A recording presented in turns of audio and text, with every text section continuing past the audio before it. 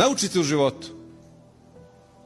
Nemojte da razvijate u sebi licemjerstvo. Budite to što jeste. Naravno, to ne znači ako nešto loše radite da se hvalite pa kažete ja to radim. Ne, ni to, to je druga krajnost. Ali naučite da budete to što jeste. Ne razvijajte dvoličnost, to je najgora osobina. To rade beskarakterni ljudi. I zapamtite, sve može se popraviti, samo karakter ne može da se popravi. On se formira do 7. godine života. On se formira do 7. godine života. I on ne može se popravi. Ostalo je sve nadgradnja. Možete vi da hafiz, doktor, traktor, šta god. Ali postoji podjela čovjek i nečovjek.